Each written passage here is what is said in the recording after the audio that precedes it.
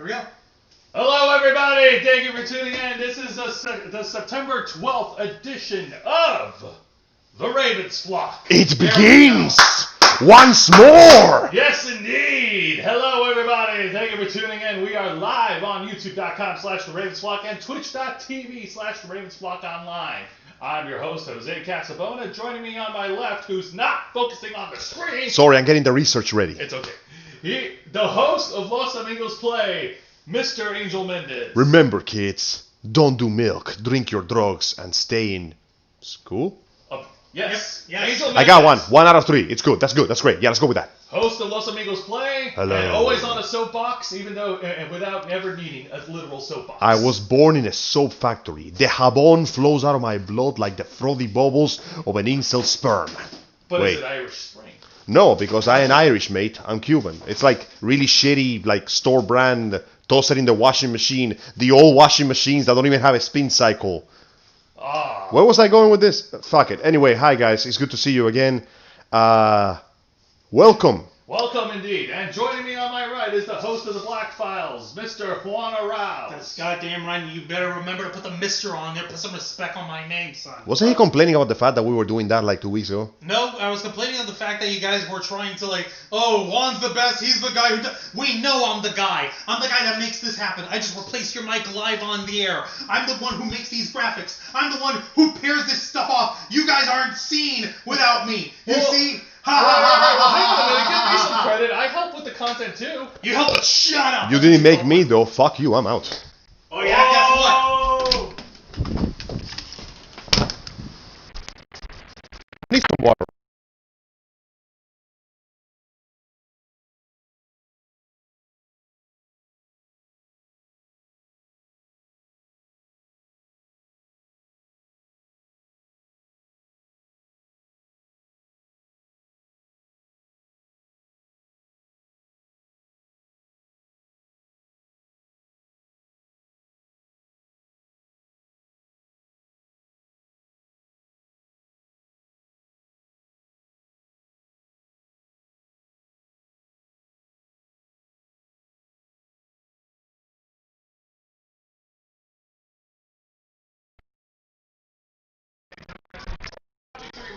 Leave your comments and questions down below. I have forcefully appropriated this beverage. He can't tell me what to do. That's a very big cup, dude. Well, yes, it's roughly the size of my ego. We know that Beagle is bigger than that. But He's a third-rate imposter with a fourth-rate editing it's degree. the size of the ego you can afford. Exactly. Oh! And I got the biggest paycheck today, so shut the fuck up. Okay. Well, folks, Homeboy took the sound with him. Good. Wait, does that mean they can't hear us right now? I guess so. So while we're trying to... I was gonna give you that Cadillac! No! Wait! Oh wait! You're back! Yeah, we're back. Guess what? You're not getting the Cadillac anymore! I don't need a fancy, over-glorified sport car. Fellas, I just want to be happy again. we can argue about cars that we don't own later. Right now, we gotta get to the episode. Fine. Because this is the only way I'm gonna freaking... As usual, we are doing the thing we Each always time do. ever. No sound. The sound stopped. It's back. Homeboy took the sound with him, and it came back when he did. I not Juan took the sound with him. Yep. Yes, I did. You goddamn right I did. Unfortunately. You guys gotta remember, He I'm the did. one who keeps this shit from falling apart. All right. So let me go ahead and start off before you guys get more sidetracked. Fine. So recently announced on the news for this week is popular celebrity star and former WWE superstar John Cena will be co-hosting for the return of the popular game show, which is called ABC's Wipeout. Yeah. Oh. It's gonna be fun. Now, So, for those who don't know what Wipeout is, guys, what is Wipeout? it's a fantastic TV show where people try out their coordinated efforts to survive a powerful gauntlet of extremely varied obstacles. The majority of them fail, as the human body is not built to the ninja-like reflexes that are required to survive that shit. There was a better version of it called DMX, but it was in Japan, so nobody watched it. That's what we get. Fucking Japanese! I will never forgive them! Yeah, no, tell me what- instead we have the Americanized version here. According to comicbook.com, the beloved obstacle course series known as Wipeout is returning to television in the near future, with TBS set to air the revival of the project with new obstacles and a new duo of hosts. WWE superstar John Cena and Emmy-nominated comedian Nicole Byer will be taking over as hosts for the Wipeout Revival. It appears that once more, as the WWE sinks further and further into the burning quagmire that is its Burson's edition, more wrestlers are looking out into ways to branch out. And since Mr. Cena is technically not under contract, he's allowed to get away with the shit no one else is. You know, like pursuing a different career and trying to feed himself and his family. One could say that no one in the WWE saw it coming. Oof! Actually, that's the reason why he got hired. He just used his invisibility to sneak through the line of applicants. When people looked, his massive muscle frame was just sitting on the desk, daring anyone to tell him to leave. Would you tell John Cena to get out of the desk? No. I'd be like, how soon do you want to start and how much do you want to get paid? Now, Wancho, the comedian Nicole Byer, does that name ring a bell to you? Never heard of it. Okay, me neither. Well, It's okay. If she's good enough to be hired for a game show, then she'll be fine. Also, Geek Striker was saying not Juan, the other guy. What's his face? He meant Angel when Angel ran away. It is I. He took the audio with him. Well, you see, the audio loves me. Me and the audio have a very close relationship. I am caressing your ears with the audio right now. Oh my God. Feels good, doesn't it? Please consider the wonderful joys of cold, freshly served cheesecake. But it's nowhere near as Velvet smooth. Actually, I don't really like the idea of ASMR.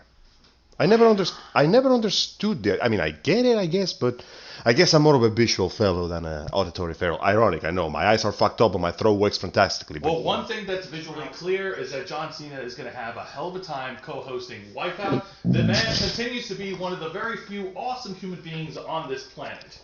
Yeah, and if I'm not mistaken, he's sporting some new facial hair now. And one of the few wrestlers without a horrible personal tragedy in his life. John Cena's got a beard. Come on, Angel, knock it off. John Cena has a beard now? Yes, Let me see that he's man. got a goatee. He's got a little goatee going on. That's The Rock. What the fuck? Hang on a minute, let me pull it up. Why do you have The Rock on a hub tab?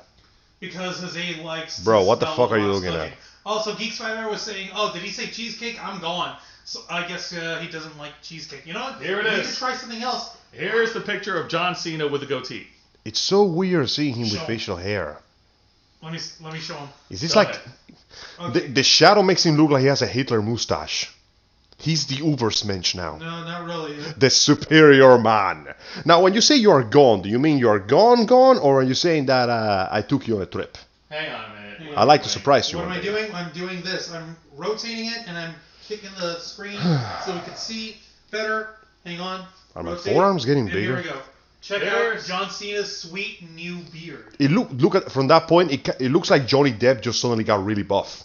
I know, right? I know, right? Man, Dude, and he's growing his hair out. You notice how he's always got the military buzz cut. Not anymore. Man, He's got after his that hair problem grown with out. his ex Amber Heard, Johnny Depp had to bulk the fuck up to survive the lawsuit. Very impressive. And John Cena still looks impressive at 43 years old. Ah, so you prefer Tres Leches? You know what? I can concede that Tres Leches is pretty damn good. Personally, I enjoy putting it in the coldest part of the fridge, because when it gets really cold, it has that really good tight tingle with the sweetness of it. I like that too. Will you stop that? See, that doesn't really do it for me, because you know what that reminds me of? What? Dane Cook at the drive-thru. Okay, we gotta get this lady a burger right now. She wants it her way, okay? I get it. Okay. Moving the fuck on. Come on, man. And real quick. Yeah. Okay. You know what I'm jump about. Right into the stuff. I didn't get to do our announcement. Hey, Stefania, I hope you're having a good day. Oh, Stefania, yeah, hey there, I'm here, and so is our host, Jose, and Angel is with us. Gracias por unirse a I also nosotros want to hoy. give another announcement, well, repeating the announcement. We have debuted our Discord server. Yay. It is now open for folks to jump on in. I'll be putting the link down momentarily for you guys to join in to our Discord server, and we'll go ahead and try and grow our community and get people to interact with the To flock actually little make a more. community. Yeah, go figure. Like, hey, Have a little hope. No, I hope. I'm just realistic. We planted the land. The tree takes a while to grow. So bring out the pesticides and kill all the weeds. Yeah, sure. Actually, yes, the weeds. That way we can plant more of our seed so that the growth of our glorious people can flourish. I understand exactly. Come see us at Discord so you can watch us fap furiously in front of you. Absolutely. It's another way to interact with the Ravens flock. Yes. Yes, alright. So, Interact. you go ahead and continue, Jose. Yes, Now you wanna please. get on with this shit. Yes. So, on the subject of awesome human beings continuing to be awesome. Yeah. The Dwayne Johnson. Indeed. According to EssentiallySports.com, earlier this week it's reported that Dwayne Johnson has revealed the reason behind his purchase for the XFL. As we've noted weeks ago, he purchased it alongside his... alongside with his ex-wife. To the surprise of many people. Is it okay if I go ahead and read the quote on there? Try to give the best presentation that only the walk. Get it out of the way now. Do it, man. Get it out of the way now. I mean, I read the quote. Fine. We're cooking fajitas today, so we do know what it is cooking. It was mentioned on a tweet, but go on. Oh, link them the server, fellas. Yeah, exactly. Let me the server, fellas. I can't wait to join. We will do so right away. Give me your glass. He's gotta get into character. Quickly, shave his head. Hang on.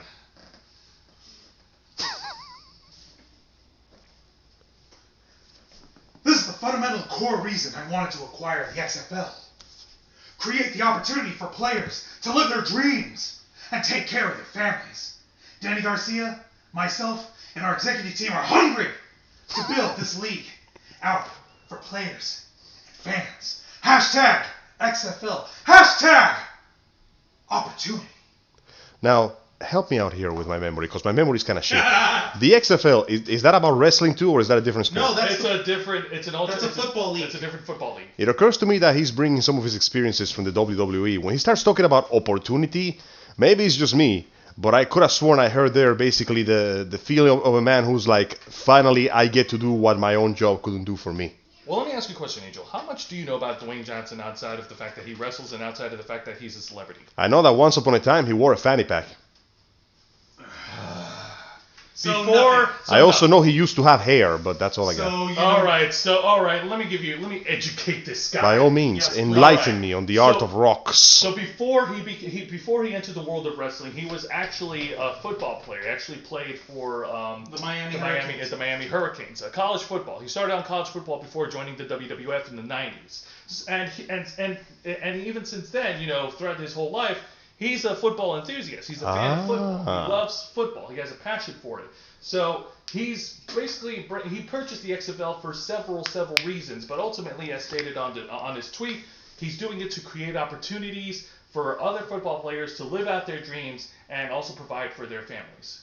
That makes perfect sense, especially considering that the sport was what got him into wrestling in the first place, to live out his dreams, to be the greatest heel in the history of the world. But No, I get it. So this is far more than just a wrestling issue. This is mainly a matter of, if it got me to this point, it can get someone else to this point. So he's trying to do what the sport did for him. He wants to advance the generation. Remember, this is not about wrestling at all. This is a personal matter. It's all about trying to bring back the XFL after it was filed for bankruptcy earlier this year.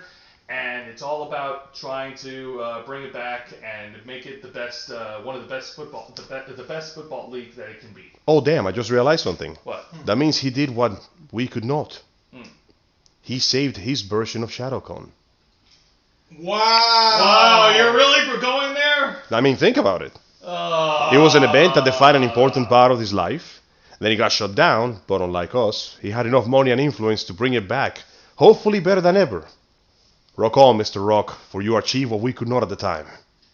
Really, the issue with ShadowCon had to deal a lot with the fact that the leadership had gotten into really shady shit, decided to mix business with pleasure and business with personal stuff, which of course never ends well. True. That wasn't really the case with the XFL. The XFL had a good start. The revival of the XFL had a good start. And people were watching and engaged, and it was being run well for the most part. The problem was your favorite best girl that's killing everyone, Corona-chan, forcing them to cancel the season. But you know what? And liquidate the entire enterprise. But she allowed The Rock to buy it and bring it back stronger than before. How do you know that wasn't Corona-chan's plan all along? We know because she has no plan. That's what you say. She's a dog chasing cars. That's she what wouldn't know what to do with once she caught him. Yeah, she would eat him. She's Chinese, remember? You son of a bitch! You're missing the metaphor. Oh my God! Angel, metaphors to Angel is the equivalent of. Give me a good comparison. I wouldn't miss it. My eyes are too quickly. I would catch it. You see what I mean? You see what I freaking mean with this guy? I can't handle it. That being said, though, we mean it for real. Thank you for The Rock to grab an industry that was about to die and bringing it back. Absolutely. Congratulations, man. We are very happy to smell what you're cooking this time. Absolutely. Yes. I think under the guise of Dwayne Johnson and everyone else who is involved with this resurgence project, I think that the XFL will succeed. I mean, we have other football leagues as it is, but there's no shame in having another one. I wanted to succeed, but I'm not sure how you introduce social distancing to such a contact-heavy sport. That's probably why he's not going to do anything until the world gets back to fucking normal in the meantime. Oh, boy. He's going to rebuild his assets and get people back for, like, training and getting the teams back in, like, keeping them in proper conditioning and stuff. Like, that's the only thing that I'm thinking of that he could do physically for anyone at this point. And also, if you remember correctly, one of the original things that was noticed was that the company that he put together has done really good work in terms of like sports projects and vignette projects and like documentary stuff. So it sells itself like the third revival of the the third birth of the XFL. Third time's the charm. He can document that shit and get people really hyped and really rallied behind it. The NFL has become an institution.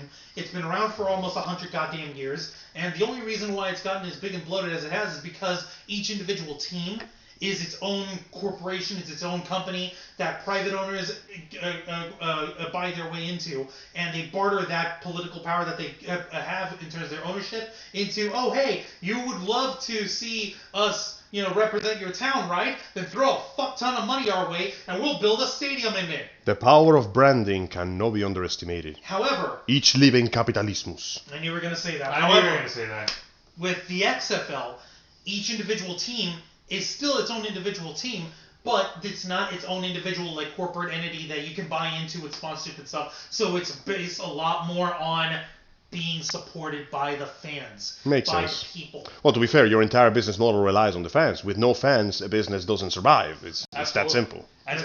And speaking of support, in a separate Instagram or Twitter post, The Rock has revealed in his corporate office that he has obtained the helmet of all 8 franchise teams, including the Tampa Bay Vipers. Holy shit. Whatever. If he gets one more, can he summon the dragon and make a wish? He might have to double up the teams in order for that to happen, but we'll But have to wait. nevertheless, this is a sign that, hey, all franchises, all sports teams, they're on board with the revival of the XFL. I mean, dude, their careers are on the line. If that shit goes down, their whole life goes down. How are they going to pay the bills? They'll find other avenues. They could have wanted to easily show said something no. else.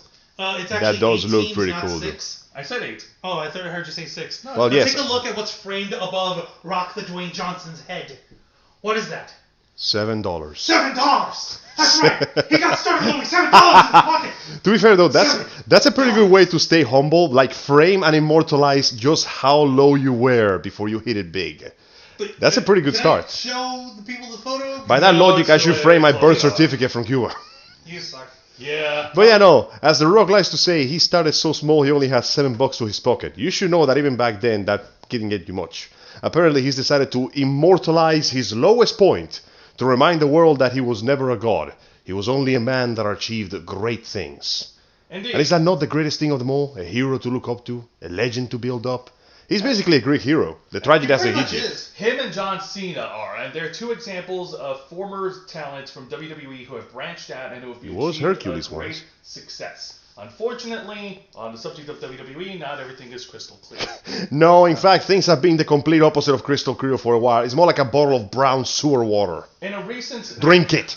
Yeah, earlier this week, well, first of all, last week we reported that WWE is issuing a ban from all of their talents engaging in third-party content and making money for themselves. Yes, it appears that Mr. McMahon has decided that since he owes your name and title, he apparently owes your legal name, your identity, the blood that flows to your body, the relationships between you and your family, and possibly the air you breathe. I'm not quite sure on those details. No, actually, you're not. You're not far off with this asshole. Fuck, it was a joke, man. What the hell? Earlier this week, WWE released a clarification Oh, on boy. their recent edict on the third-party ban. And I quote, Can't wait for follow me this on one. this, guys. Much like Disney and Warner Brothers, WWE creates, promotes, and invests in its intellectual property, i.e. the stage names of performers like The Fiend, Bray Wyatt, Roman Reigns, Big E, and Braun Strowman.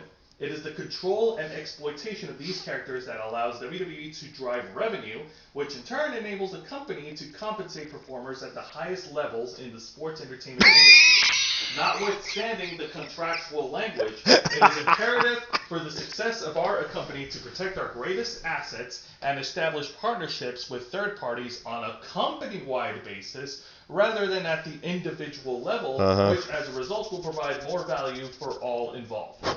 So, let us cut through the boundless solid block of tapioca thick bullshit speak. I want tapioca. Tapioca would be nice right now, but no. And let's translate this for the normies. We own you. If I say jump, you say how high. If I say sing, you say how loud. If I say that I want the head of Hercules on a plate... Wait, I got off track here. Point in case is, this is the equivalent of contacting Robert Downey Jr. and going, you are not allowed to call yourself Iron Man outside of the set. Tobey Maguire, you're not allowed to call yourself Spider-Man. He hasn't called himself Spider-Man in like 13 years. Too bad, you can't do it anymore. But I wasn't... Shut the fuck up. Chris Hemsworth, you cannot call yourself Thor or use the name of Thor or rely on the brand of Thor for anything. So we can compensate you at the highest possible level. Does that mean I can get medical insurance? No. But how about if I get representation and more... This is the very definition of indenture servitude. Yep. Even if there's a paycheck here, they are literally saying everything that applies to the popular image of the character you represent, you cannot use it for anything. Can I give you the best bit about this shit? What? Okay. Legendary, ornery wrestling manager / announcer / overall douchebag. Hang on a minute. Give me 2 seconds. I'm going to go ahead and show that. Yep. Stefania, I love your Cuban friend. That's Angel Mendez, by the way. He's the host of Los Amigos Play. He speaks my language straight with no bullshit. It's the only way I know how to talk, Chief. Glad you enjoyed. And, Jim Cornette, who has always had his finger on the pulse, and people either love him or hate him because of his directness on bullshit on here. You can't deny him. Massive respect for Angel, yes. Jim Cornette has basically gone on record saying, you know what? The company is right.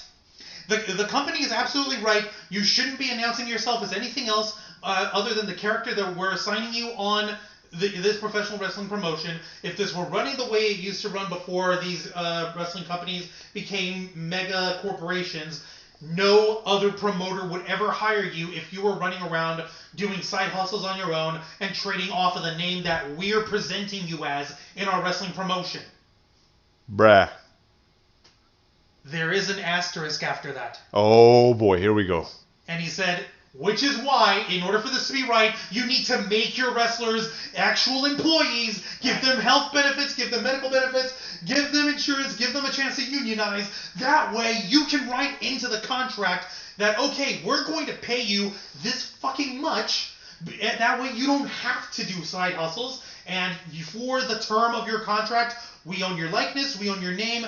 If we present yourself, you need to present yourself with the name that we assign you by the time during the time of your contract. If at any point in time when you're done, you get to leave. You get to leave with your name. You get to have your own benefits, whatever.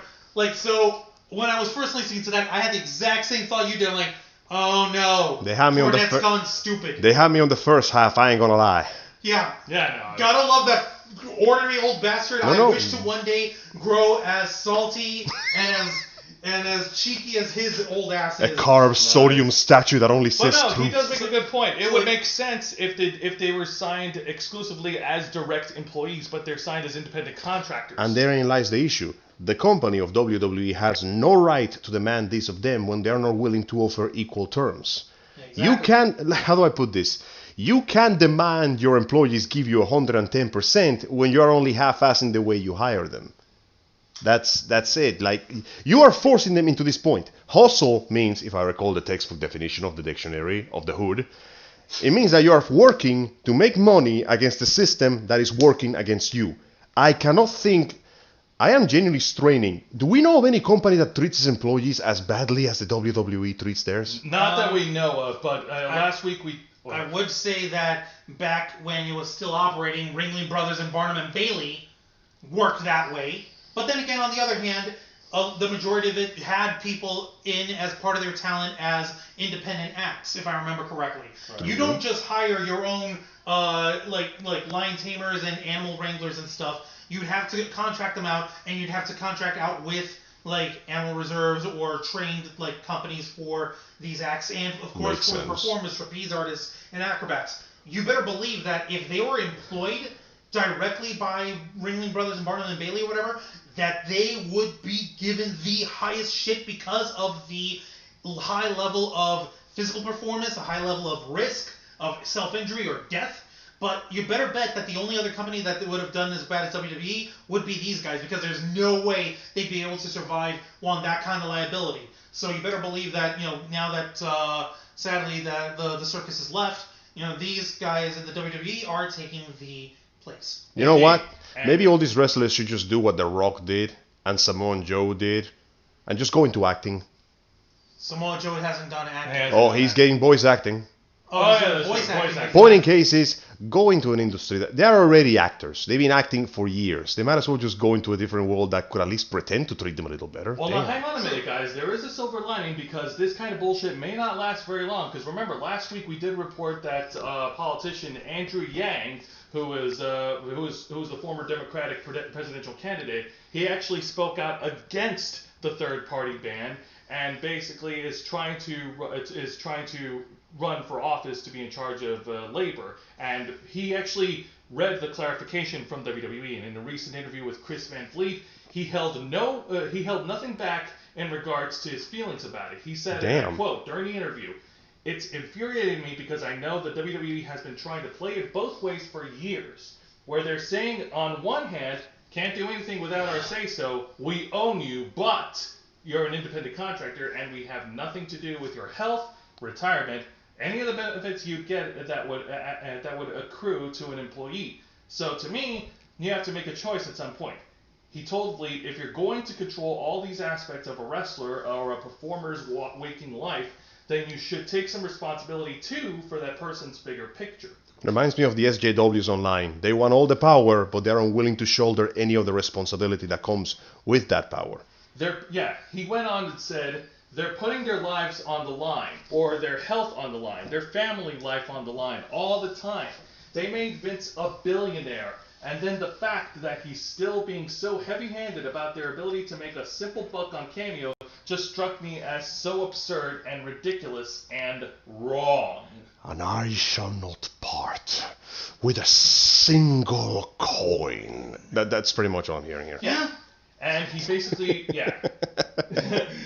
God damn it. When he was asked about the fair compensation part, he mentioned, I really do not, because there's no doubt in anyone's mind that if an actress or performer plays Belle from Beauty and the Beast, that is not actually Belle. She does not live in a magic castle with the Beast. So, if the actress then turns around and does something on their own accord, everyone knows it's talent for hire and she's doing something else. So, with professional wrestlers, you inhabit a character, but you're still a human being, and you still should be able to do things as any human would do. If you, Chris, somehow were in a movie, and then all of a sudden you weren't allowed to turn around and do anything as yourself. So I think that the comparison is not very apt, comparing WWE to Warner Brothers and Disney. Exactly. You don't understand. We're the greatest sports entertainment in the world. Hang on. We have our own rules to go by. Hold on. He still went on. In large part because of the treatment is so dissonant. Because on one hand you're saying, look, we have no responsibility for you, but on the other hand, we control your very image, your name in some cases, and you can't do anything without our say-so. In a way, it's actually inhuman, it's dehumanizing, it's saying, look, you are no longer a human being, you are this character. Yeah. We package you as property and we will treat you as property. He made a lot more comments in his interview with Chris Van Vliet, but one thing that we could make absolutely certain is that even like Andrew Yang, no surprise, he's calling bullshit on the clarification. I mean, dude, you got a politician, you got a former presidential candidate calling you out on your shit. That's the point when you go, wait a minute, maybe I'm doing something wrong here. Like, come on, man. I mean, they say a broken clock is right twice a day and all that, but this is straight up. What? This defies common sense. I believe, and I keep putting the guy on a pedestal, but you know what? He's earned it. Mm-hmm. He called it right in 2011.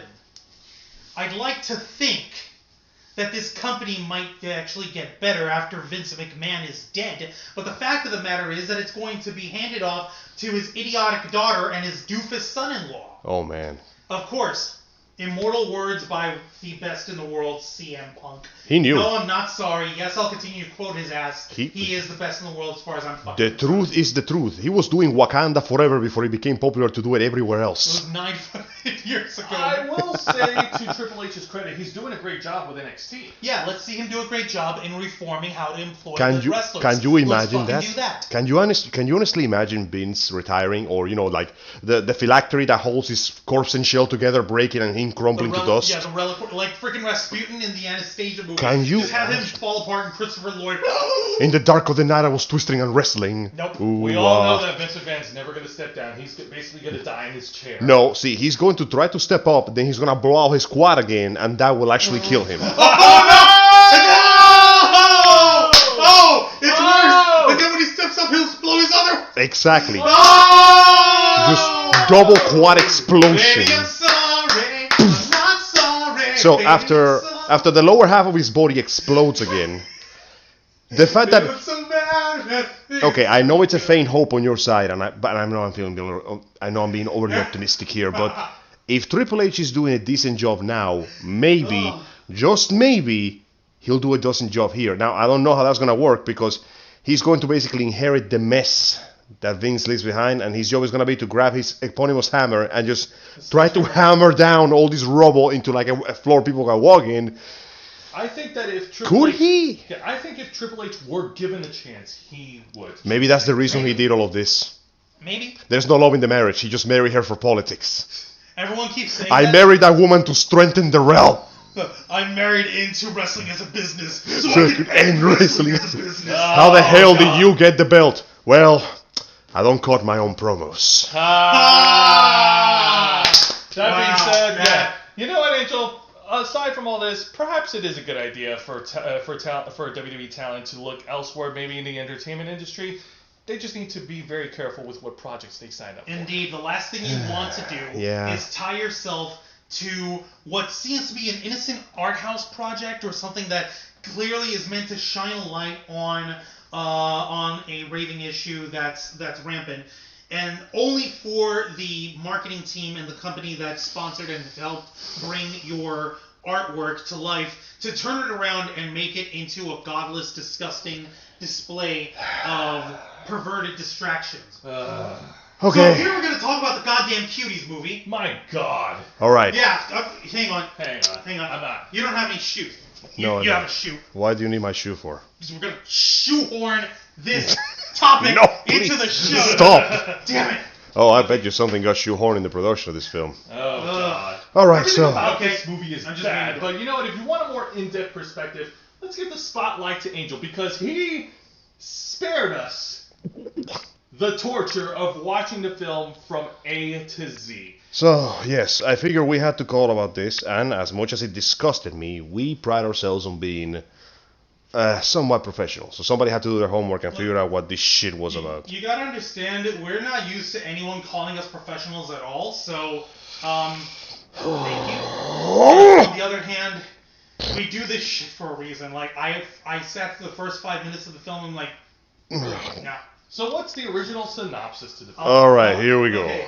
Cuties, French for mignons. Yeah. It's a 2020 French film. Of course, it had to be the fucking French. There's a reason we didn't like them. I finally figured it out. It's a coming-of-age comedy drama written and directed by her French... Comedy drama? Oh, there was some comedy there. I'm not sure it was intentional, but I was laughing after a while. Is that how they're fucking labeling it? A comedy? That's what it's called. That's supposed The to be- film stars Fatia Youssouf, Medina El-Zini, and blah blah blah blah. The plot revolves around a French Senegalese girl with a traditional Muslim upbringing who is caught between traditional values and internet culture. The film is intended to criticize the hypersexualization of pre-adolescent girls. Now, that's what it's there. What actually happens in the movie is fucking nothing. I fell asleep at some point and I woke up. Nothing had changed. Okay, you have to understand, Angel doesn't like his normal milieu of entertainment is very Michael Bay-ish. He needs explosions in order to constantly capture his attention. If it's not explosions, if it's not Japanese, then it's not good. Adrenaline gives me wood. But anyways, here's the deal.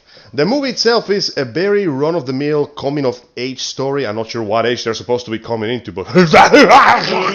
Point in case, Age 11. little girl lives in Islamic, Muslim, whatever the fuck household, and she feels repressed and suppressed and unable to express her emotions. And I'm like, yeah, okay, that makes sense. That culture is not known for allowing people to express themselves very much, especially women. So it would make sense that a child who is living in a foreign nation would want to find a way to express themselves. And then we proceed to take the biggest plunge into what the fuck town when she decides to join a twerking crew. Like, and I'm like, what? Now, you can make the argument like, okay, if you're in with a dance group or a cheerleading team or a Makes tumbling sense. squad or like coordinated like interpretive dance or whatever, in order to like learn and express yourself, and your parents aren't all into that, but you know, like you still go in defiance of that, like that can be something that's going in. But there's specifically like, is there even any sort of adult involved with this dance group? At all? Is there anyone Well, supervising them? There's adults, but they're sort of like cardboard cutouts. They're barely there. In fact, So everybody in the basically, movie is just barely there because, I gotta be honest with you, it doesn't feel like anything actually happens. Okay, the shit that does happen though is absolutely ridiculous. It was very uncomfortable, okay. dude. Long story short, you've got these 4 girls clearly unsupervised, clearly just They're trying to 11 to 12 year olds, by the way. they're trying to make a name for themselves because apparently like kids want to do that still, and like that's Fucking France. no like that shit happens in America. I need to let you in on something on this when we're done. But the point is that they study like the raunchiest like music videos where you got simulated sex happening You have in to the go music straight videos, into and these truth. girls are doing it with each other and themselves to mimic the dance moves.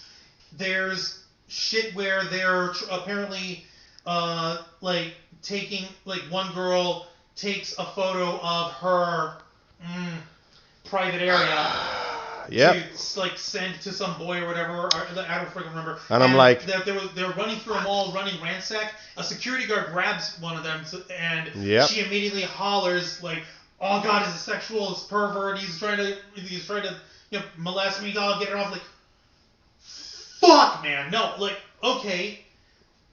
They know what I they're need doing. alcohol. I just had some. You Damn. know what? I'm gonna get you booze because this is.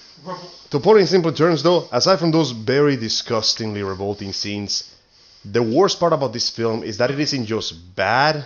I need a random sheet of paper. Juan, give me a sheet of paper that you don't care about. It's boring. All right, I'll That's fill the you worst in, part of it. I'll fill you in. You're not there to be excited. You're there No! to be made comfortable. And like, honestly, dude, there was that, like, I just don't know. Hang on. I need to illustrate this for all of us. I'll be back and I'll bring some booze for us. Thank you. So overall, though, not only was that shit like highly inappropriate, and I am known for. Thank you. Now I will happily call myself a man of shaky morals, but I was looking at that and I'm going, what's the purpose of this? Are you trying to teach me that the message is supposed to be sexualizing children is wrong, but the children sexualize themselves and honestly nothing happens. Did you pick up that shit? Nobody faces any consequences for anything. Yeah, Nobody on, gets pick it into up. trouble for nothing. Nobody gets called out for anything. Nobody actually learns any lessons about nothing. You know what actually happens in the plot after she joins the twerking crew? What? Twerking happens. Then she goes home. Then she's split between the twerking and the home.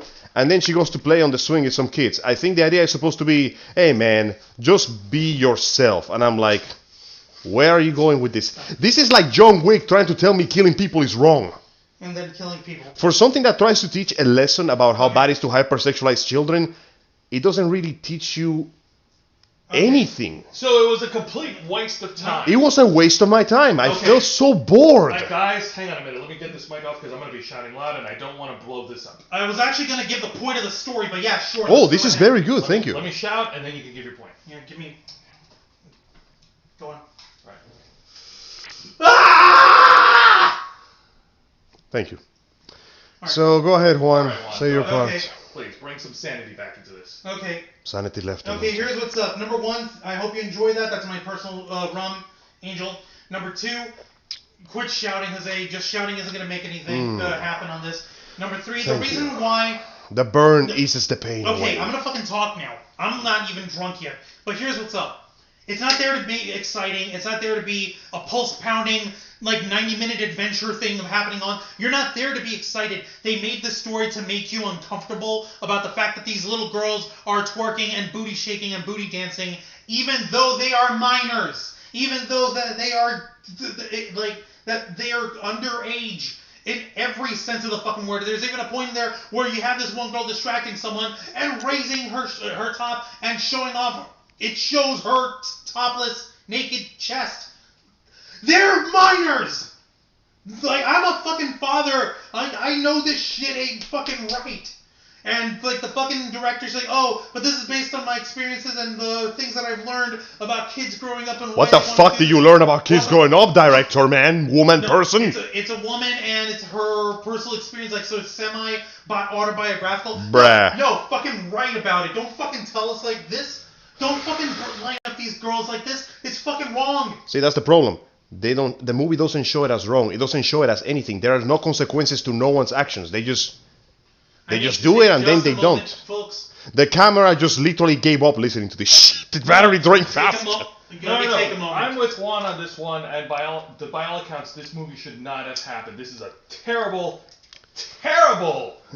way. Does the microphone still work? Yes, we're Guess still what? audible. Give me a minute. Netflix stock actually dropped over the reception for this movie. Yeah, well, no, rightfully so. Of course, stock is gonna drop. They're fucking exploiting these kids on doing this shit. In this God, movie. can you imagine the auditions for this movie? Honestly, the making of this movie is creepier than what actually happened in the film, because this was a multi-step process.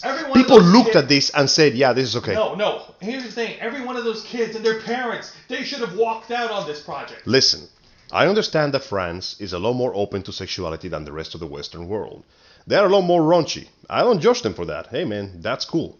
As a result, children oftentimes get introduced to stuff that children over here don't get introduced to until a while, because that's how the culture there is. I'm not putting it as negative or positive, that's just the way the French are. They are a bunch of horny motherfuckers. That's cool. This ain't cool. This ain't cool because 11 to 12-year-olds should not be anywhere near twerking should not be in the fucking solar system. Those children are. Make no mistake, we're not trying to play the part of Pearl Clutchers going, oh, please think of the children. But honestly, yeah, kind of please think of the children. What the? I saw Castlevania. I had to go rewatch the third season to wash the taste out of my mouth. Yeah. I want to burn my TV. Don't burn your TV. The moment I hit play, I'm like, any second now, the FBI is going to break through my door. Like, any second. And you know what happens? I'm going to just lay on the floor and go, pull the trigger. Don't stop until I'm not breaking it. This movie needs to be pulled off of Netflix now. If there isn't a petition to do so, there needs to be a petition to get Netflix to remove the We're getting way late because we got more shit we got to talk about. Point is, this movie's horrible. Get it the fuck off of Netflix. Right. It's a mistake. Final point. Even if we gave you all... Why are you defensive? Because he has a small child. He knows how disgusting this shit feels. Seriously, I'm not joking. Also, let's be honest. If we granted the benefit of doubt, if we granted all the benefit of doubt, and we somehow let ourselves to believe every single person in this production did so with the best of intentions, it's just a boring movie. It did the worst thing a movie can be. It's not just bad. It's a boring, pointless film that does absolutely nothing to further the cause that it's trying to explain to you. But the best thing about the entertainment business is that there are better movies out there coming soon. Yes, there are. Except for one that's already out now, and it's a godless mess. Mulan? Yeah. It got worse. How so? I know. The Chinese have forbidden speaking of this movie, any reviews or opinions of the movie have been censored in the country it was made for. Why? Oh, by the way, the movie was filmed in a location that has the Chinese equivalent of concentration camps. Yeah, no, the credits thank them for it. What do you call it? The Uyghur population of China, which is like basically a Muslim population. And you have like Chinese and like Middle Eastern population there, and they're being sent to re-education and job placement facilities where everything is provided for and you can't leave. Worship the great leader. If you want actual proper details on this, go ahead and look up Last Week Tonight on YouTube. John Oliver did an excellent piece about it. Thank you, John. Go ahead and look that up. You know where to find him. He's an excellent news birdman. I saw this movie as well, to save my friends here the dangers, and to its credit, this movie wasn't boring. It was, however, laughably bad. My God. Even without the comparison to the original Mulan, the movie itself just... What's the best way I can put it? Okay. Remember Captain Marvel? Yes. Spoilers alert, by the way, folks. If anyone hasn't watched the Mulan movie, the live-action Mulan, we are announcing spoilers right now. We're not going to know when we're going to stop, so don't bother. or if you want to be spoiled and you want to bother with us, go ahead, because we clearly don't give a shit. In the words of Doug Walker, if you like this movie, tell me why. Because I gotta be honest with you, this feels like a slap in the face. If you like the original Mulan, you're not gonna like this movie. If you like good female protagonists, you're not gonna like this movie. If you like Wuxia and Wire Fu, go watch like Crouching Tiger, Hidden Dragon, or like any Jet Li movie that's worth a damn, because you're not gonna like this movie. This movie kinda... Okay. Let us go back to... They turned her into Goku. Oh, please, I wish. At least Goku struggles for his fights. The entire theme of the original Mulan was, Mulan, you're a dumb girl. You don't have the training, the skills, or the ability to keep up with the soldiers. You are not built up for the rage of war, so Pak Koko homeward through. How could I make a man out of you? In this movie, you know what the plot is? Mulan, you need to stop holding back your awesome power so much. You need you are not enough of a Mary Sue. You need to unleash your Super Saiyan heritage and whoop some. I'm like, so she just said, oh, by the way, it is said that they have the reason why she's power is because she has yin, and I'm like, but isn't yin supposed to be like the opposite of yang? And Ying. Doesn't that mean that like people yang and Ying. aren't you supposed to have both of them to actually achieve superpower? Nope. It's just yin now, and I'm like, but that means that you're fucking up your own philosophy. Whatever. That's so stupid. That makes Dragon Ball Evolution look like an awesome hit. Yeah, also, don't quote me on this, but I think they were trying to ape Wonder Woman. There's a scene, the big fight scene, where Mulan takes off her armor and helmet so her glorious black hair can flow in the wind while she starts whooping ass. And I'm like, but... Oh, wait, also, character motivations make no sense.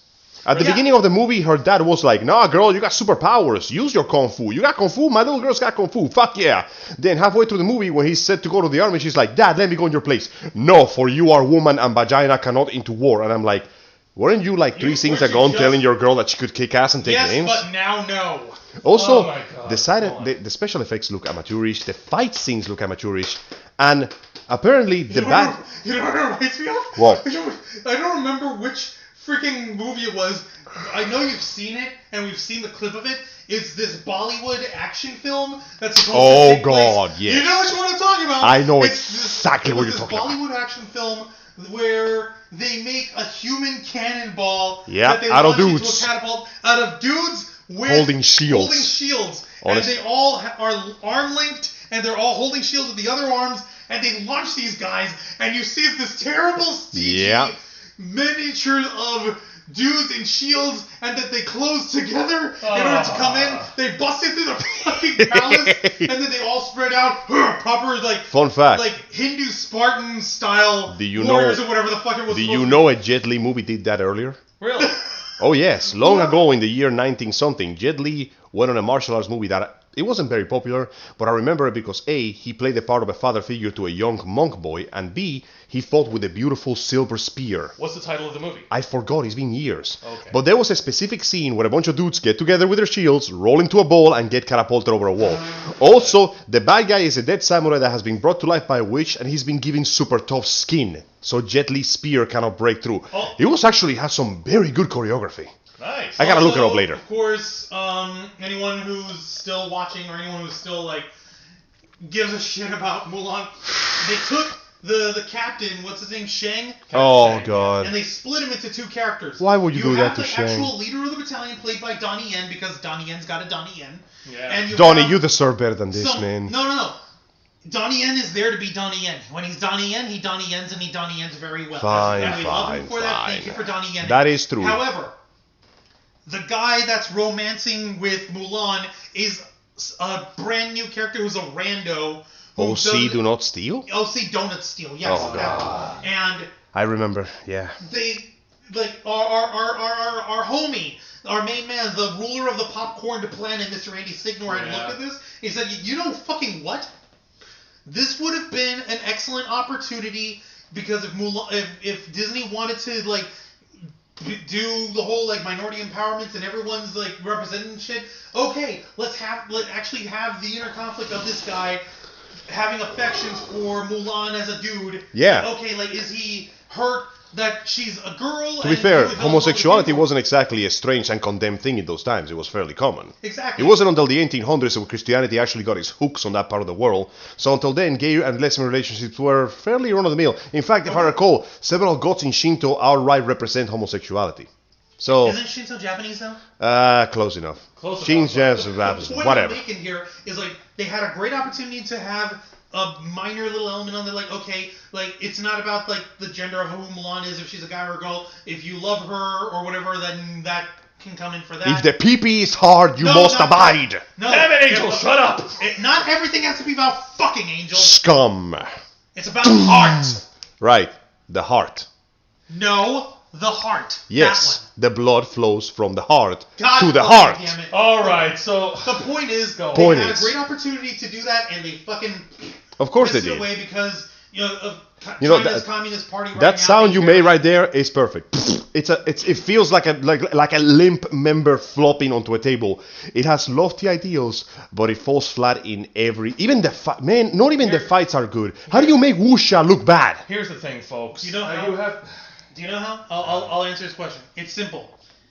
The way that you make wuxia Excuse me. work well in martial arts films, and I'm not trying to talk as if I'm a fucking expert at this, but the way you make it work is that you have it gradually escalate in the action of the story. You have small moments of it, and then as the action and the actual conflicts arise, you have those moments escalate and heighten. They should be at their zenith in the climax of your story. You've got this crazy evil witch who, she's got power too. Ah, yes, the and witch. that was dumb. She was kind of hot. And you've got like the leader of the Mongols who isn't whatever. Actually, If the you- actor of the leader of the Mongols, he's done some good stuff. Go watch his work. He actually has some good The shit on point him. is that like that is when you should have the full beauty of the wireworks and CG action jumping into the shit. No. They jumped right into it and blew their load in the first 5 fucking minutes. What are you saying, Joe? Alright, here's the thing. When it comes to live action Disney movies based on original animated films, yes, you have to make certain changes. You have to make certain compromises as long as you're keeping faithful to the original material. But with Mulan, there's no defending it. They're bringing in these new ideas, these new things, and it just loses focus. It detracts. It turns fans away. They even fucked up their own mythology. The phoenix in the movie is described as, Shui Fa, I can't remember his name, but he's supposed to be the sacred red bird, but they just treat it like a phoenix. In the actual Chinese mythology, that creature had nothing to do with the phoenix. It didn't rebirth itself from fire or anything. He's just supposed to be the opposite of the dragon, Yeah. because tempers and philosophy we're and all not that. going to have a dragon. We're not going to have... How are we going to have a phoenix and we're going to have a dragon, bruh?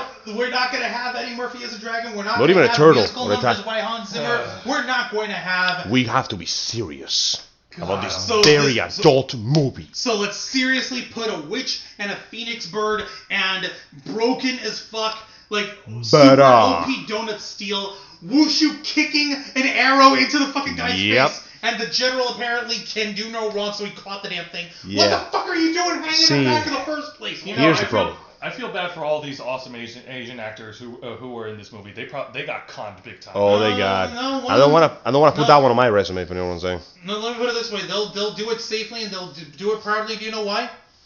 Because the Chinese government knows where they live. Yeah. Aren't you proud of being part of this glorious production? Aren't you proud of worshiping the great leader every time you play your part in the front of the screen? Aren't you proud of your great country allowing you to portray one of our greatest mythical heroes ever? Oh yeah, Be she's proud, of it. pendejo. Oh no, yeah, the actress who plays Mulan, she's fucking proud. She's a little too proud for her own good, if you know what I'm saying. Yeah, I know. So ultimately, Human rights, what are those? this fails into account. Jack Bernard's on. Always late to the party. Even the animated version was an insult to the original story, and live action was like faxing a fax. Pretty much. Ouch. Ultimately, Not it wrong. boils down to the two main problems of the story. First off, this is just yet another soulless, boring live-action remake. Once again, reminding us that Disney, the once glory of our childhood, has fallen into a pit of filthy stagnation. And second, let's speak about narrative theory for a second here. Go on. Heroes, one of the things that attract us to heroes is that they always have a little hint of underdog. No matter how strong a hero is, oftentimes the best parts about seeing a hero's journey is the fall. When they hit the ground, when we have to scrape to survive, when you see dirt under their fingernails, when you connect on them on a human, personal level, you want to see them succeed because their journey has seen them fall and rise. Even overpowered heroes like Saitama have their own tragedies and complex issues that they can work with, and you usually work around Saitama by making every character around him more interesting. Like, you care about them. Yeah. I don't care about Mulan. Not this Mulan. Mulan is literally perfect. Like, the animated Mulan, she went into, like, okay, I feel honor bound, and I feel it's my responsibility to defend my father's honor and to take his place. I'm a shit fighter. I'm a shit warrior. I do not belong in the military, but I'm smart. I'm resourceful. I'm cunning. I'm inventive. She, trying to use the brute force of climbing up the goddamn pole with the weights, but she's like, wait a minute. What if I tie the weights off together and use them as a counterbalance so I can climb myself This up? represents strength. This represents discipline. You'll need both if you want to get the arrow. And she learned the lesson. So when you see the soldiers cheering for her as she's climbing that pole, you want to cheer too because they're like, yes, she's doing it. And the big fucking thing in the battle on the mountain, what do you call it? She's got a rocket. And they have the whole swarm of these goddamn Huns coming at her. Like, I've only got one rocket, and I've got 1 million of these guys. There's only maybe 100 of us guys left. We're not going to survive this. We're not going to survive this. I'm going to need to come up with an inventive answer in order to stop them. And there it is. So she causes an avalanche. There were 2,000 Huns. And how many were left? Like a handful. 6. Exactly. She reduces 2,000 to 6. See, that's one of the reasons why Mulan is like my favorite Disney girl. By the way, she's my favorite Disney girl. Yeah, of course. It's because the film... Ming-Na Wen's a goddamn treasure. Damn right. I love that woman. She never ages. What's important about Mulan is that the film is realistic. It doesn't try to beat you over the head with girl power and they can do just as much as the boys. No! Mulan is a civilian. She's a young girl who barely knows how to fight and she needs to use strength, resourcefulness, training and improvisation to survive the odds. It is only through rigorous training that she becomes good enough to be a soldier. It is only through thinking clearly that she survives situations that normally she could not. Let's be honest, during the final fight, we all know one thing. Mulan may have a sword, but she cannot defeat Shan Yong one-on-one. Because she's just a young girl and Shan Yong is a hardened Mongolian warrior. So, she uses skill, deception and technique to win where brute force would not win. Because... And a little lucky dragon and a lucky critic don't hurt either. The point is... They shoot him with a fucking cannon. The beauty of Mulan is that she's a very realistic female protagonist. That's what makes her so good. She's a bit of a dumbass teenager who got over her head because she loves her family so much that she cannot bear the thought of her beloved father dying in a war. That's the part that, like, you feel that shit. You wouldn't want your loved ones to die in a fucking war. What does she do in the end? She's sent back home by the Emperor. She presents the Emperor's the medallion. She presents the sword of Xiao Yu. She presents, like, I come back home to honor you as a good child would. What does he do? He throws that shit aside and he hugs her like a motherfucker. That is beautiful. The greatest honor to as a father is having you for a daughter. And you know why that makes it so endearing? Because it hits a chord that everyone can relate to. Listen, I got no problems with girl power. But it gets very obnoxious when it's not done right. When it plays like everybody is cartoonishly against you and the rise of the strength... No, that doesn't mean shit to us. But attaching to something more primal, the love for your family, the desire to see your loved ones survive, that is stronger than any dumbass and better than all the other boys' shit could ever hope to be. Remember how in Captain Marvel the best scenes of her is when she's bonding with other people? Yeah. And it's like when she's making friends with Fury and like talking with a girl about designing her uniform. Those are the few times when I really liked her because it shows something more primal, the connection between humans. And like, I'm not diving into psychology here, but one of the problems with Captain Marvel was that while she was like soldiering with the Kree, do not be emotional, do not be connected. She was a cardboard box. Be a cardboard box. Like, yeah, she's strong and she can beat the beat-ups with the shoot-up things. Yeah. There's no humanity, there's no connection. So yeah, the good elements with Captain Marvel is when she's human, a person, someone I give a fuck about. Just like the original Mulan, they made me give a shit. In this Mulan, there's no tension. There's nothing. The moment that we know she's got she powers and she goes... They gave her a sister character for this story. What did they do with it? Nothing. She's completely useless.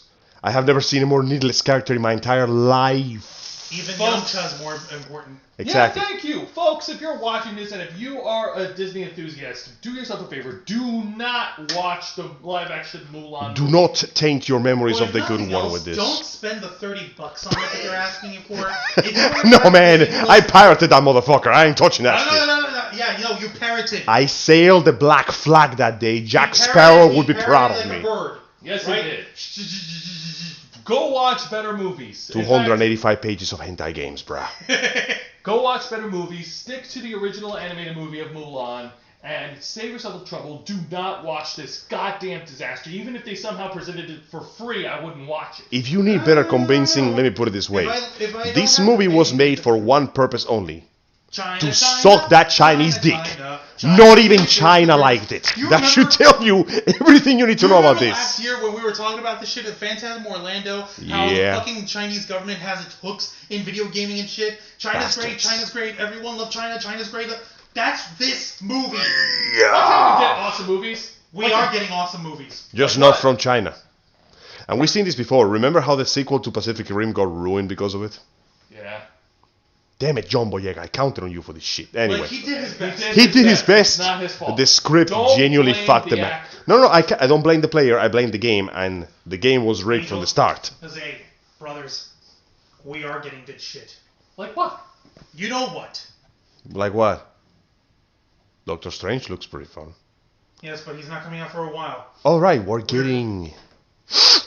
Hang on, I gotta get some spice for this.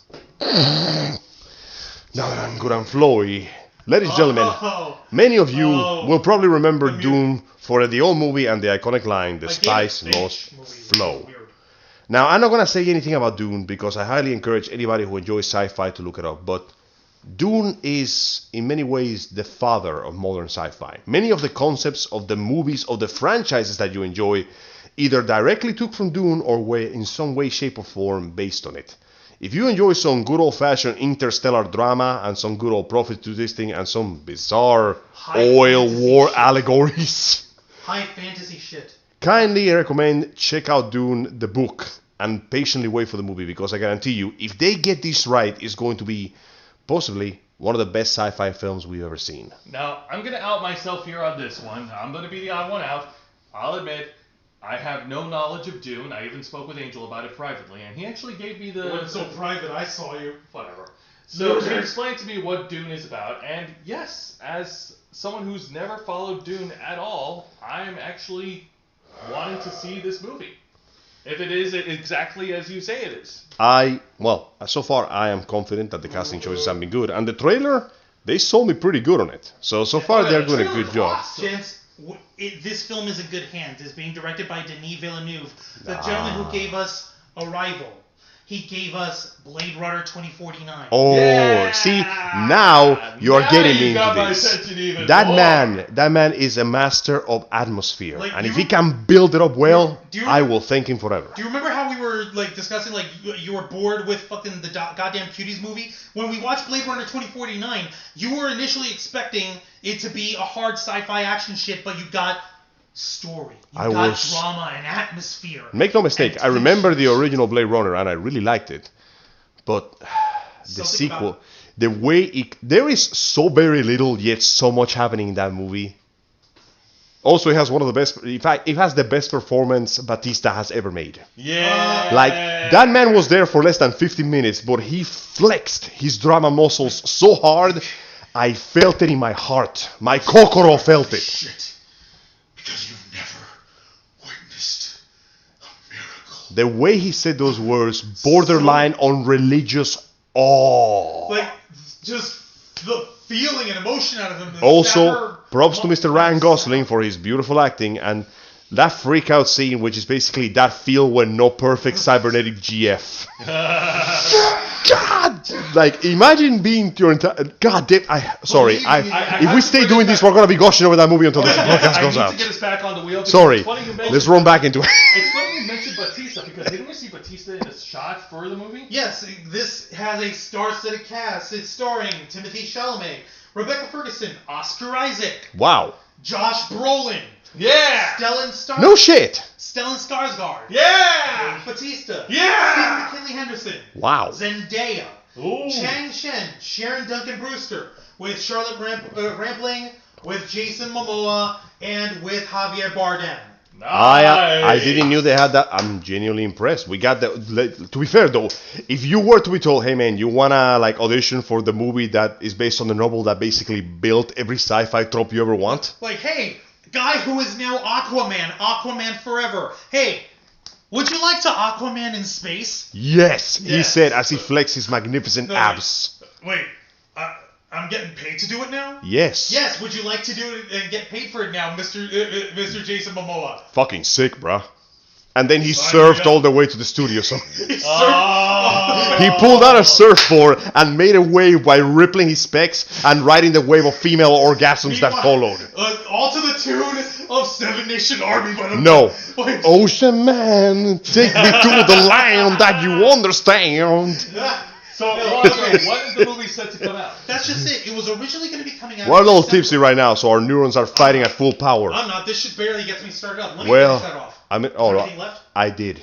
Oh, well, in that case. The spice needed to flow. Go on, Alonso. When So you were is it saying- expected to be released? Fun fact. It was supposed to come out in December.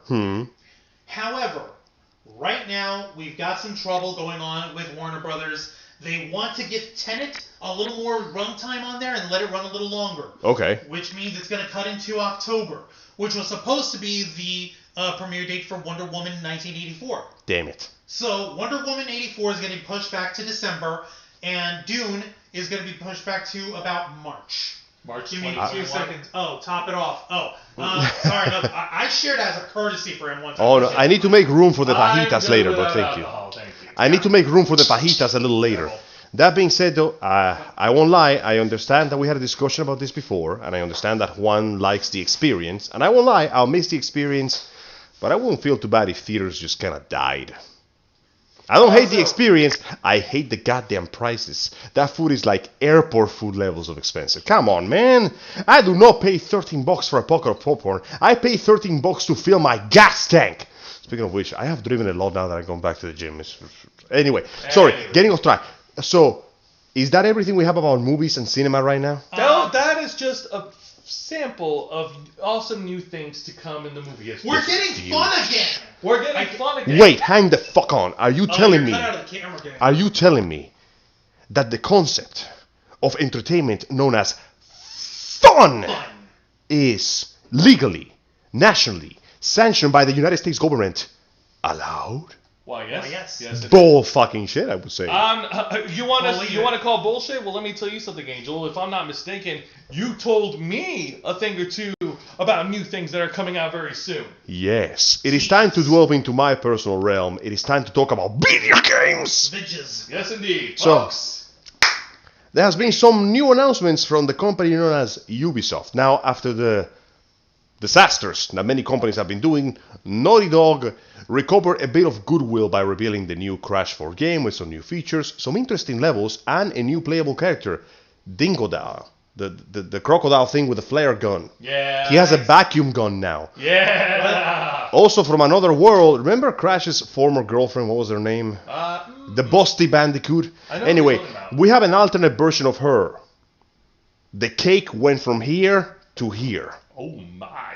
So anyway, the Rule 34 artists are very happy, and so am I. But let's talk about the important stuff. Let's talk about the fact that Ubisoft decided to make a show a few days ago where they make some big, fancy announcements that I'll be happy to run through if you guys will have it with me. Go By all ahead. means. We're strapped in for the ride. Like, all I was doing is making sure we got food. Yeah. Whether it's a great epic is another story. Oh, Dune is going to be an epic. Whether it is a great epic is another story. That is true. Here's the Let's thing, be honest. The original film that came out in the 80s, made by director David Finch, has reached mimetic godhood status. Whether or not True. it was like fantastic or great is one thing. We know that Denis Villeneuve has a penchant for making excellent stories, excellent movies. Whether or not they are like blockbuster $1 trillion successes, Depends to be seen. that depends more. That judgment falls on the viewer. Depending on the circumstances, this strikes me as a movie that, best case scenario, it will be a resounding success and most likely will open for a sequel because I just don't see them cramming the first book. The first book alone has so much shit going on, my man. It's the Lord of the Rings of sci-fi. It's this goddamn thick. I expect at least a sequel hook out of this one. Best case scenario, it will be a blowing success. Worst case scenario, it will be one of those things that doesn't make the money, but nobody will stop talking about it. Yeah, no one will ever say that it was a bad movie. Like, oh, it's not bad. Oh, well, why did it make so much of the movies? It's not a bad movie. It's like Caesars. It's hot and ready. But is it good? It's hot and ready. It's ready. Except, So, let's go back to the land of Vidya. Yes, go on. For starters, we have an upcoming action open world game called Immortal Phoenix Rising, which honestly feels like two game titles smashed together. You play as a created character in a land that is based on, in fact, straight up taken from myths. You fight monsters from Greek mythology, and Prometheus and Zeus actually show up there. It's a bit of it's an action game with multiple weapons and multiple things. It appears to be open world, but the trailer itself didn't show much gameplay, just how the gameplay goes. It seems to have a lot of hunt down mythical beasts from the Greek mythos. What that word Immortal Phoenix Rising means, I don't know, but apparently your animal companion is the iconic phoenix. Aside from that, we're bringing back a classic. Prince of Persia, The Sands of Time is getting a remake. So expect to see Yuri Lowenthal's iconic voice complaining about shit one more time. Now I'm glad you guys. Know what? I'll take the voice of Yuri Lowenthal over the performance of Jake Gyllenhaal. Yeah, I'll take it too. Now let's get it ready. The record, Jake Gyllenhaal wasn't horrible. It was just not the I didn't best feel like the movie was bad. It just felt very rushed. Shit just kept happening really quickly. Yeah. So going back on it, we all remember The Sands of Time because it was one of the things that convinced me to buy a GameCube. The idea of time manipulation and running to the puzzles. The combat was fun, but it was never really the actual focus of it. It was the platforming, the puzzles, and the complication of, fuck, I messed up. Do I have enough sand to rewind this shit back? It also has some very interesting narrative. And then we got the sequel that Disturbed made the soundtrack for, which was the edgiest shit I ever seen in my life. Say what you will about the edge, but I don't know. I love the charm of it, the edgy charm. Especially, one of the bad guys literally was dressed like a metallic thong, and I'm like, when that rides up your ass, how does that feel? How do you get off that shit, girl? What's wrong with you? In the blazing heat, that thing is going to cut your bootay. Yes. It will fillet your flank. It's a good thing that the entire island was in nighttime in a rainstorm. Because the prince smolders with generic anger. What's the release date for the Prince of Persia game? Let me check this out, because I don't think we actually have a release. It's just an announcement. Remake on 2021 for the Xbox One, PlayStation 4, and PC. They say that it's rebuilt on the game from the ground up, so we're expecting some good shit. And that the remake will feature improved combat. Holy fuck, thank you. Like how? And camera controls. Oh, it's January the 21st. Nice. So there you have it. Before your birthday, Jose. Yep. Oh, yay! Wow. Aside from that, 2018, it was Kingdom Hearts 3. And 2021, it's Prince of Persia. Hopefully this one won't be a massive fucking disappointment. Shut the fuck up, fanboys. You know it was bad. All right. Could have been better. What other announcements have been made? We have a sports game in the form of Riders Republic, Stream Sports, motocross riding. If that's your thing, hope you like it. It's time for hipsters and beat-em-ups. After being unlisted from Steam a long time ago, the adaptation of Brian Lee O'Malley's iconic comic book series Scott Pilgrim vs. the World, the game, will be out this holiday season for Switch, Xbox One, PS4, PC, and Stadia. Stadia still exists? Stadia still exists? Anyway, Knives is clear. Knives and Wallace Wells are playable characters with the return of the extremely good chiptune soundtrack from Anamanaguchi. For those, so if you missed the chance to play what was generally... We're making a comeback on the latest console! 1, 2, 3, 4! Hipsters! Fedoras! Color hair! Scott, you're kind of a fucking dick, Jesus Christ. But anyway, if you missed what was, for a time, one of the best 8-bit based beat-em-ups, ever, it was so please beautiful. take a chance to enjoy this. It's actually just a really good game. We also have a first-person shooter of, the ever-popular classic Rainbow Six Siege is coming for the next-gen consoles. So if you enjoy the Assault at 120 FPS, you're gonna like it here. If you like killing things and killing for killing and military killing and tactic killing. Aside from that, we also have Watchdogs Legion. I can't say I care much of it because Watchdogs just wasn't my thing. Well, hang on a minute, Angel. Let me help you fill in the blank. What information do you know about the newest game of Hyrule Warriors? Ah, yeah. Yes! So Nintendo, not falling apart. Age of Calamity has decided to go for the part of Dynasty Warriors. So once again, we're jumping into the line of swinging a sword and decapitating 50 fucking dudes. Supposedly this takes place 100 years before the events of Breath of the Wild, so we get to see in what scientists refer to as how shit went down. Are we doing a retroactive prequel to the prequel of the entire It is a prequel. This is, if we get to this point, this is canonically the first Zelda game ever. Oh my god. So now you get to see all those characters you love die horribly. I'm not trying to knock it because I loved Breath of the Wild. It's got an excellent gameplay. It's fun, except for a few tweaks here and there. But is this the formula that Nintendo's gonna go for? Just now? roll it back. Roll it back. We can't go back to the beginning. We can't go forward. By the end, we're doing this fucking caveman Link is gonna be a thing. No, Now, no. Now we have forward with the Legend of Zelda, man. We have played Yes. and we have enjoyed Hyrule Warriors. It was pretty fun. If you want to see it, just go to our older videos of Los Amigos Play. It's available on our YouTube. Hopefully the bonus maps won't be nearly as bullshit this time around. That being said, this actually retroactively explains why the weapon durability in Breath of the Wild is so shit. It's not because the weapons are weak, it's because Link is swinging with the force to destroy an entire fucking army. Oh. Regardless, we're going to see all the characters that we saw either as spirits or flashbacks and how they get to play their part. Yeah. Of course, because it's a prequel, you get to see them all die horribly, so I hope you enjoy that too, you fucking sadistic assholes. At least they don't make you kill the boss in this one. Or No, do they? you just Oh, God. seal him away, remember? Because in Breath of the Wild, Ganon just kind of... See, I really liked what they did with Ganon in Breath of the Wild, and mind you, it came at the cost of removing his characterization, but the idea that he was so desperate to win that he destroyed his very soul for more power is something that I genuinely could see the Pigman doing.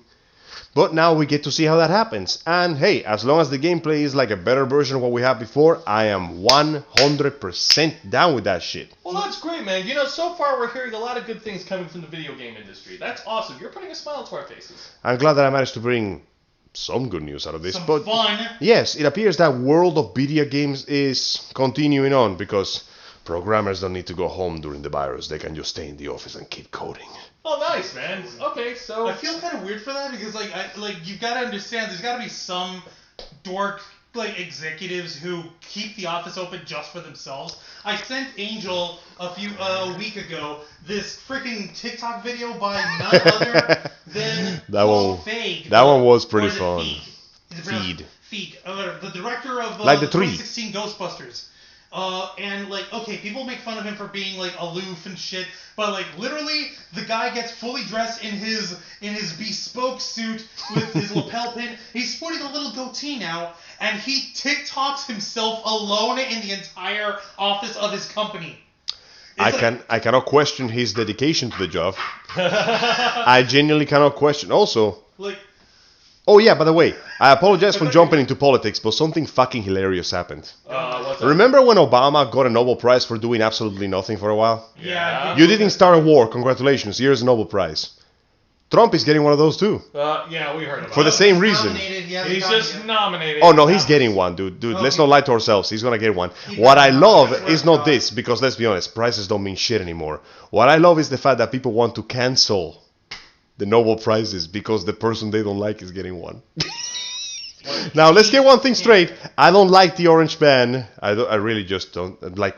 My policy opinions don't matter because I'm a selfish person. I care what benefits me and the people I give a shit about. So I don't care who's in office as long as they benefit me. Call me selfish, that's the way I roll. But I love the fact that whether you like him or not, he's getting a prize for nothing. Just like Obama was getting a prize for nothing. And people want to cancel the Nobel Prize because the one person they hate is getting... I mean, if you look at Donald Trump... You gotta hit it. Look at Donald Trump's track record. Yeah, remember that time he sent all those workers to save people from 9/11? Except no, he didn't. Yes, he did. No, he actually didn't. He lied about that. Really? Yes. That's amazing. He's still getting that prize. Bullshit. It's gonna happen. Dude, the Oscars are bullshit. Does it surprise you that the Nobel Prize eventually turned into Can bullshit we get back too? to video games? Yeah, come on, man. You had us I was smiling making about you too this. happy, so I had to throw a bucket of water on you. Fuck you. Regardless. All right, I'm fuck. taking To my be fair- gun back because they get me a hose. To be Hose it out of his throat. No, don't sip on my drunkenness. So, anyway, the salt of the world makes me happy. Yeah. But I digress. The world of video games is looking good. Also, once again, I would like to thank our beloved audience for your dumb ass, simple fucking monkey brains. I love all of you because I also have monkey brains. You know why? Why? Because while the industry is trying to trip over itself making glorious AAA titles, I'm still here going, Fall Guy was brrrr. Turns out Something so simple and stupid as Fall Guys and Among Us, which is a game about paranoia and betrayal, very simple games, very simple graphics, nothing that you would call groundbreaking, but the sheer fun of it, I mean, if you consider losing all your friendships fun has made them genuinely one of the most popular games of 2020. I mean, there isn't much to reach here about 2020, but after the big swat of AAA titles, this small developer comes up with this, hey man, there's a game where you run around and try not to fall down. It's called Fall Guys. And another guy comes in where here's a game about finding the traitor. It's called Among Us. The games are simple. They don't look that special, but they are so popular, they are all what everyone talks about. And I'm like, you know what? That's hilarious because that means that it doesn't matter how fancy the graphics are. What matters is that you have fun. In the words of the legendary Reggie Fields Ames, whose body remains forever ready, if it's not fun, what's the point? Exactly. And lo and behold, the people who made those games have embraced the philosophy. So I'd like to take a moment to give my thanks to the creators of Fall Guys and Among Us. I'm playing those games right now. They are amazing. But thank you for reminding us that fun is allowed. But sometimes you have to pay for fun. Yeah. Fall Guys was free on PSN, so fuck you though. Well, I was referring to the latest Super Mario 3D All-Stars. Oh yes. Okay, now here's the reason why I'm really bringing this shit down. As we know, 35th anniversary. Mario has been around for a while, rescuing the princess, jumping, so Nintendo decided to do something nice for us. He decided to release 3 games at the time for $60. And I'm like, you know what? 3 games for $60, that sounds pretty good. What are the 3 games? You're getting Mario 64, the iconic classic. Mario, what was it again? Sunshine, divisive, but still has his dedicated fan base. And Mario Galaxy 1. If you're wondering when you're getting 2, fuck you, that's why. Now, normally this sounds pretty good. $60 for the cost of 3 games? Great. Now, here's the part where it's not so great. What?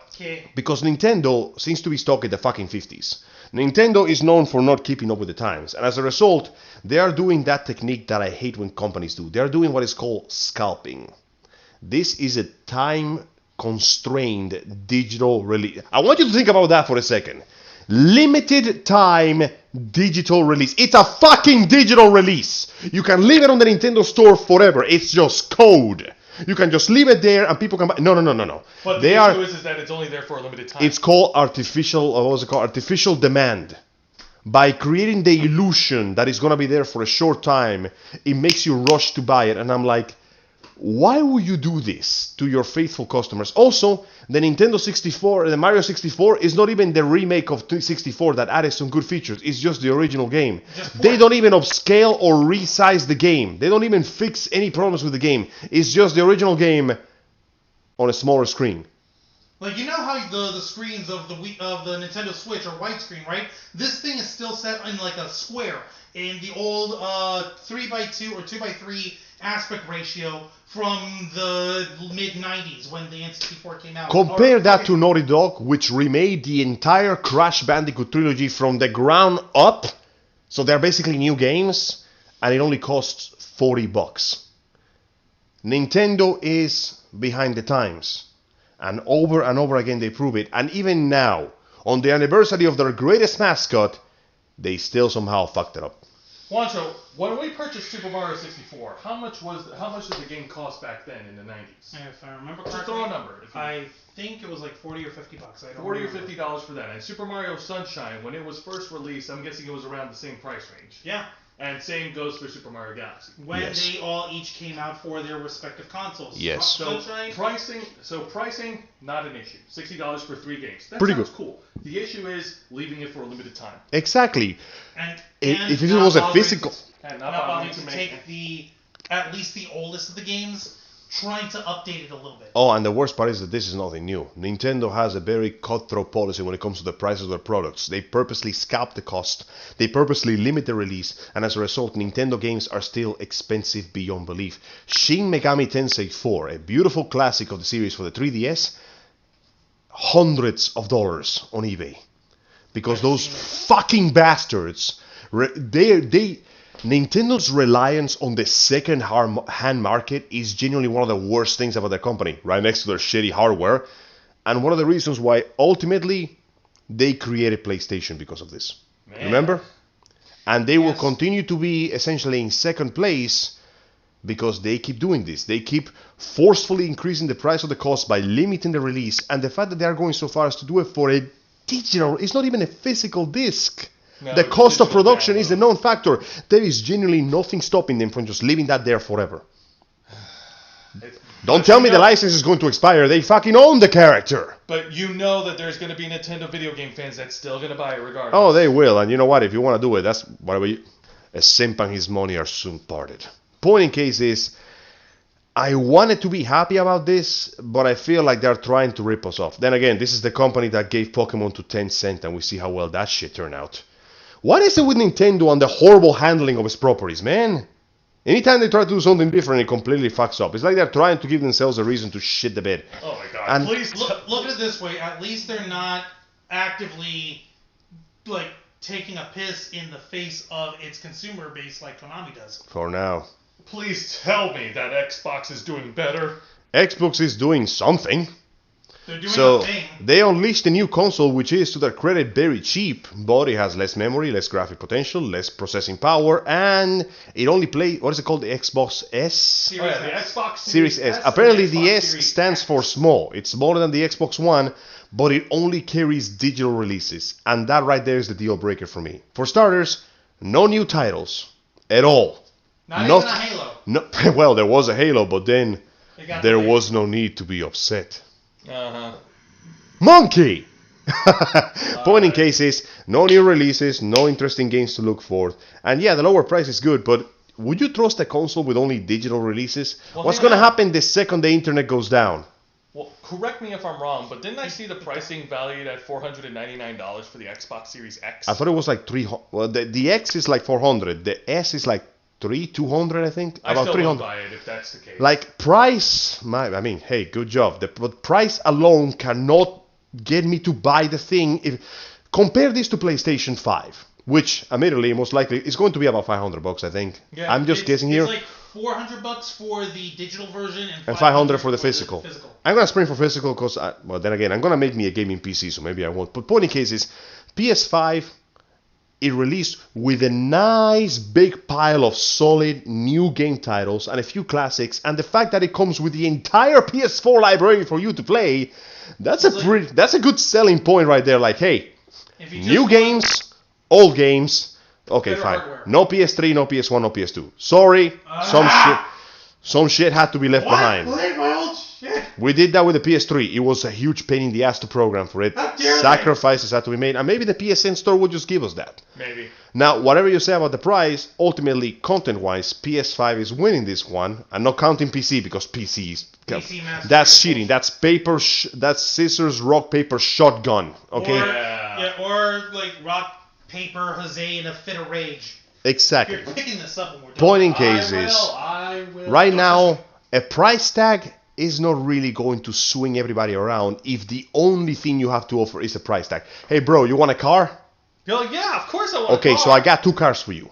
This car is new, brand of the line. It works with all the old parts you used to customize it. Wow. And it brings a bunch of new parts and brand new of the line fuel to run smoothly with perfect mileage.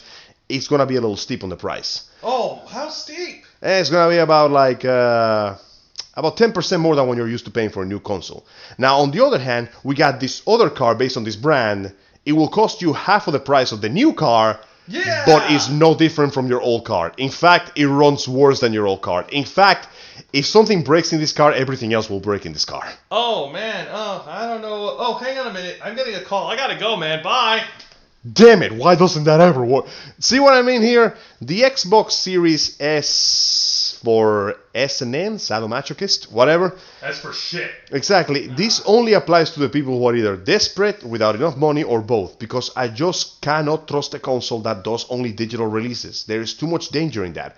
If the servers go down, the games are fucked. If the internet fails you, the games are fucked. If something breaks, well, that's what the Cloud Network, the Crystal Cloud Network is there for. But Crystal Cloud Network.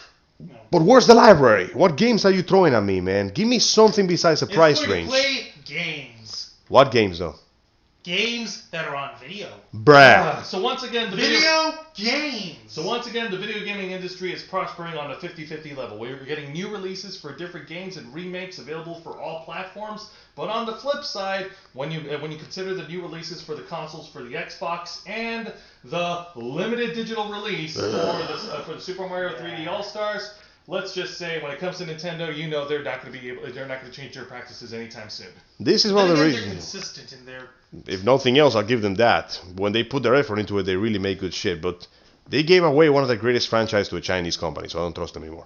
And as for Xbox, they really need the Xbox part of it needs some serious improvement. Is it just me, or does it feel that the Xbox has never been able to recapture the glory of the 360? I don't think they have. I think the 360 is basically the height of their success. And let's not forget, the only reason why it wasn't bad. the only reason why the 360 managed to get so big is because it came out in the middle of the PS3 controversy. And then PS3 had a really shaky success.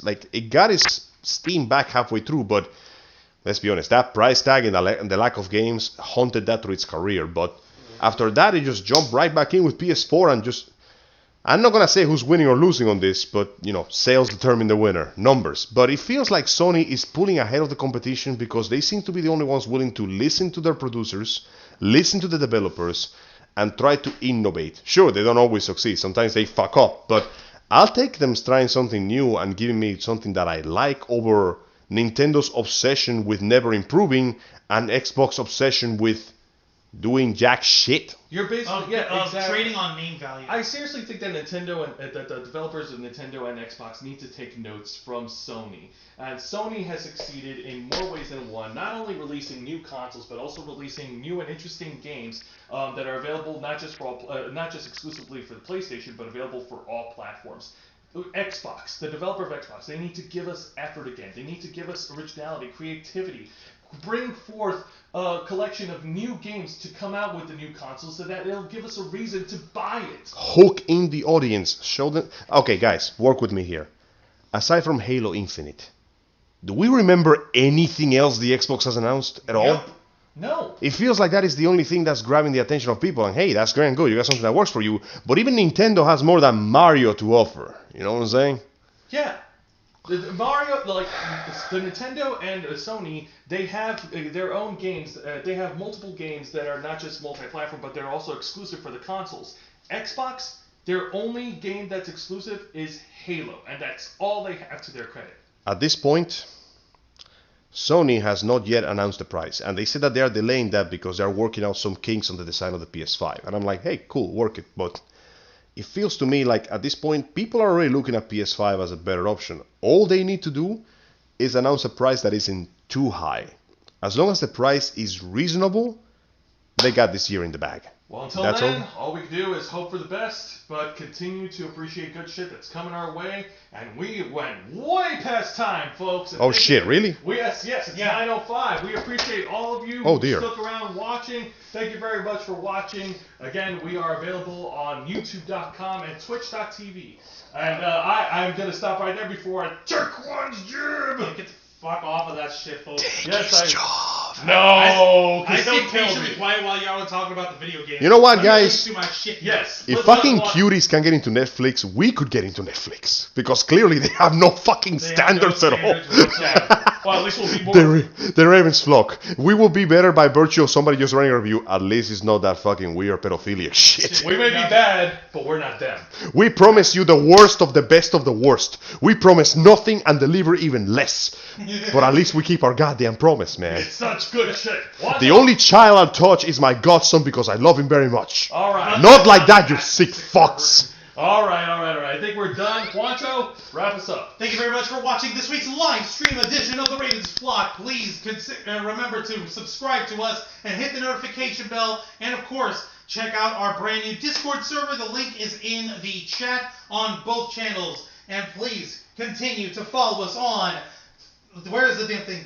This stupid thing isn't doing it. Come on. Paciencia, por favor. Tenemos dificultad. There we go. Yeah. Facebook.com/The Ravens Flock. Twitter.com/RavensFlock13, Instagram.com/TheRavensFlock online, home of the Wednesday Night War, which is every Thursday evening at 10 p.m. Eastern on Instagram. Check out our podcast, The Uncensored Interview and Review Show, The Black Files, on Spotify, iTunes, SoundCloud, and Stitcher. Support the Ravens Flock by purchasing merchandise from us on our Teespring store. Teespring.com/store/The Ravens Flock. Use our promo code FSHIP2020 for free shipping on your order. And of course, subscribe to us and share all of our goodies on our Twitch and YouTube channels. Twitch.tv/TheRavensFlock online and YouTube.com/TheRavensFlock. Home of the Black Files, Los Amigos Play, and The Ravens Flock. Well, folks, it's been one hell of an episode. Thank you very much for tuning in. Until next time, we are The Ravens Flock, and we are out. Gracias.